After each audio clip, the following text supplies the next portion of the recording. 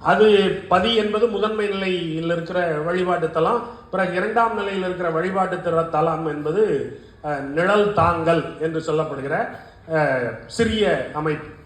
அப்ப இந்த கோயிலுக்குள்ள யார் வேணாலும் போகலாம், யார் வேணாலும் வழிபடலாம். இந்த கோயில்ல சாமி இருக்காது, உருவச்சிலை கிடையாது, ஒரு கண்ணாடி இருக்கு. கண்ணாடியை பார்த்து நீங்கள் வழிபட்டு விட்டு வந்து விடலாம். ஆகையினால் நீங்கள் இன்னொருவரை கும்பிடவில்லை, உங்களையே கும்பிட்டுக் கொள்கிறீர்கள். கண்ணாடி தான் இருக்கு. தீப தூப ஆராதனைகள் கிடையாது, சப்பரம் கிடையாது, தேர் கிடையாது, பூசாரி கிடையாது,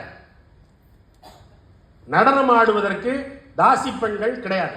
அச்சிகள் என்று மலையாளத்தில் ஆட்களை வேலைக்கு வைத்து அவர்கள் எல்லாம் கொடூரமாக எக்ஸ்ப்ளாய்ட் பண்ணியிருக்காங்க. இவர் சொல்றாரு, தாசி பெண்கள் பம்பை, பரத்தை, பகட்டு, கைகாட்டு. கைகாட்டுனா அபிநயம் பண்றது. இதெல்லாம் எனக்கு வேண்டாம். ஏன் வேண்டாம்?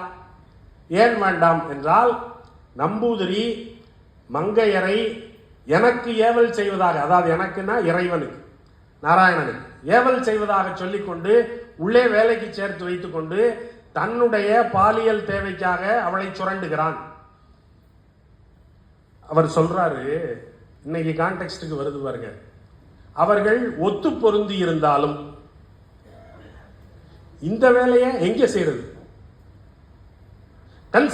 கன்சென்சுவல் செக்ஸ்னு சொல்றாங்கல்ல இன்னைக்கு. என்னங்க, என்ன நான் வந்து தப்பாவா செஞ்சு விட்டேன், கற்பழிச்சு விட்டேனா?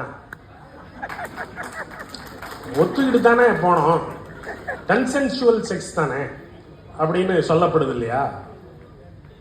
அது இல்லப்பா பிரச்சனை, சுரண்டுனியா இல்லையாங்கிறது தான் பிரச்சனை. எக்ஸ்ப்ளாய்ட் பண்ற, அப்புறம் கன்சென்சுவல்னு சொல்லிக்குவ. அதை நம்பூதிரி செஞ்சான். நம்பூதிரி செஞ்சதுனால பூசாரின்னு ஒருத்தனை வச்சா, தாசி பெண்ணு நடமாடுறதுக்கு ஒருத்திய வச்சா இந்த சேட்டையெல்லாம் நடக்கும். ஆகையினால இது கிடையாது, இது எதுவும் கிடையாது. விழுந்து கும்பிடக்கூடாது, ஆராட்டு கிடையாது, குளத்துல கொண்டு போய் குளிப்பாட்டிட்டு வர்றேன் அதெல்லாம் கிடையாது, சொரூபமே கிடையாது, உருவமே இல்லை, அப்புறம் என்னத்தை கொண்டு போய் குளிப்பாட்டுவார்? இல்ல. காணிக்கை கிடையாது, காசு போடக்கூடாது, உண்டியல்லையும் காசு போடக்கூடாது, தட்டுலையும் காசு போடக்கூடாது, தட்டே கிடையாது, ஏன்னா பூசாரியே இல்லை. இல்லை. அப்ப இங்க எக்ஸ்பிளாய்டேஷனுக்கு வழியே இல்லை. அப்புறம் நாமம் வந்து தொட்டு நாமம் அப்படின்னு அவர் சொல்றாரு.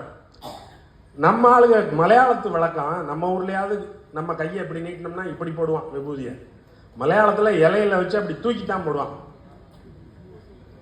சும்மா கையில கொடுத்தா கை ஒருவேளை நம்ம டபக்குன்னு இப்படி பிடிச்சிட்டோம்னா, அவன் விபூதி கூடையில நம்ம கபக்குன்னு கையை பிடிச்சிட்டோம்னா, அதனால அப்படி ஏதாவது ஆக்சிடென்டலா பண்ணிடுவாங்களோன்னு மலையாளத்துல ஒரு வாழை இலையில வச்சு, அந்த வாழை இலையில கொஞ்சம் சந்தனத்தை வலிச்சு வச்சு அப்படி தூக்கி போடுவான். நம்ம அப்படி பிடிச்சிக்கணும். நம்ம காசு போடும்போது அப்படி தூக்கி தான் போடணும், கையில கொடுக்க முடியாது, கைப்பற்றுரும். ஆகையினால இப்படியெல்லாம் இருந்த சூழ்நிலையில தொட்டு நாமம் வைக்கிறது அப்படின்னு சொல்றாரு. விபூதியோ குங்குமமோ சந்தனமோ எது கொடுத்தாலும் அவன் கையில் கொடுப்பதில்லை, அவனுடைய நெற்றியை தொட்டு வைத்தல். அப்ப மூச்சு காத்து படக்கூடாது. 96 அடி தள்ளி நெல்லு, 12 அடி தள்ளி நெல்லு, 36 அடி தள்ளி நெல்லு எல்லாம் உடஞ்சிருச்சு. தொட்டு வைப்பேன், பக்கத்துல வா, தொட்டு வைப்பேன். அது ஒரு தீபம் மாதிரியாக அந்த நாமம் இடப்படும். நம்ம பெருமாள் கோயிலில் போடுற நாமம் மாதிரி இல்லை. அப்புறம் முத்திரி கிணறு என்று ஒரு கிணறை தன்னுடைய நிழல் தாங்கல்கள், பதிகள் எல்லாவற்றையும் உருவாக்க சொல்லுகிறார். முத்திரி கிணறு என்பது விடுதலை கிணறு. எல்லாரும் அதில் தண்ணீர் சேர்ந்தலாம், எந்த சாதிக்காரரும் வந்து அதில் தண்ணீர் அருந்தலாம். அப்படி ஒரு திறப்பை இவர் உருவாக்கிய போது ஒடுக்கப்பட்ட சாதியினரை எல்லாம் இவர் கூவி அழைக்க வேண்டிய அவசியமே உருவாகவில்லை, அவர்களாகவே வந்து விட்டார். அப்ப இந்த திரட்சி என்பது நடந்து விட்டது. பிறகு இவர் சொல்லுகிறார், வன்முறை கூடாது, நமக்கு இது கொள்கை, ஆனால் இந்த கொள்கையை செய்வதற்காக நீங்கள் வன்முறை செய்ய வேண்டாம் என்று சொல்லுகிறார். முழு நீளமாக வேட்டி அணியுங்கள், தலைப்பாகை கட்டுங்கள், சன்னல் வைத்து வீடு கட்டிக் கொள்ளுங்கள், ஒரே தெருவில் வீடு கட்டுங்கள், ஒரே மாதிரியான அமைப்பில் சீராக வீடு கட்டுங்கள், மறவாமல் எல்லா வீடுகளிலேயும் திண்ணை வையுங்கள் என்றெல்லாம் சொல்லுகிறார். நீங்க பார்க்கணும், குப்பை காய்ச்சா குப்பை மாதிரி கிடக்கிற வீட்டுக்கு ஒரு வரி வாங்கின காலம் போக இவர் வீடு கட்டி கொண்டிருங்கள் என்று சொல்லுகிறார். பிறகு எல்லா நிழல் பதிகளிலேயும் அன்னதானம் செய்விக்கிறார். ஊட்டுப்புறை என்பது பிராமணர்களுக்கு மட்டும் அன்னதானம் செய்விக்கிற இடமாக இருந்தது. ஆனால் நிழல் தாங்கல்களில் யாரும் வந்து உணவு உண்டு விட்டு போகலாம். நம்பிக்கை உள்ளவன், நம்பிக்கை இல்லாதவன், ஐயா வழியை சேர்ந்தவன், பிற வழிகளை சேர்ந்தவன், யாராக இருந்தாலும் அங்கே வந்து உணவு உண்டு விட்டு போகலாம். அப்ப தர்மம் அழிஞ்சு போயிடாதா அப்படின்னா, தர்மம்னா என்ன அப்படின்னு இவர் கேட்டுட்டு, தாழ கிடப்பாரை தாங்குவதே தர்மம் என்று தர்மத்திற்கு இவர் வரையறை சொல்கிறார். அவனுடைய தர்மம் என்ன? வருண தர்மம் என்ன? உயர கிடப்பாரை இன்னும் உச்சத்திற்கு தூக்குவதே தர்மம். இவருடைய வரையறை என்ன? தாழ கிடப்பாரை இன்னும் தாழ்ந்து விடாமல் தாங்குவதே தர்மம் அப்படின்னு இவர் சொல்றாரு. இவ்வளவுதான். அப்ப ஐயா வழி என்பது தனி வழி. கிறிஸ்தவத்தை தழுவல.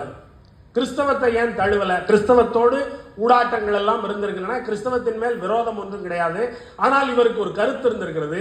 அது இன்னொரு மத நிறுவனம். எப்படி இங்கே இருந்த மத நிறுவனம் சிலவற்றை எல்லைப்படுத்தி கட்டுப்படுத்தி என்னுடைய எல்லைக்குள் நீ நில் என்று சொன்னதோ, அதை போலவே இன்னொரு நிறுவனமும் செய்யாது என்பதற்கு என்ன உத்தரவாதம்? அது செய்திருக்கிறது, செய்யும். அது நிறுவனத்தினுடைய இயல்பு. ஆகையினால் அந்த நிறுவனத்திற்குள்ளேயும் போக வேண்டாம். அந்த நிறுவனமும் இல்லை, இந்த நிறுவனமும் இல்லை. இது தனி வழி. இது ஒரு வழிபாட்டு மரபு. இது மதமே இல்லை. முந்தைய பேச்சில் பேராசிரியர்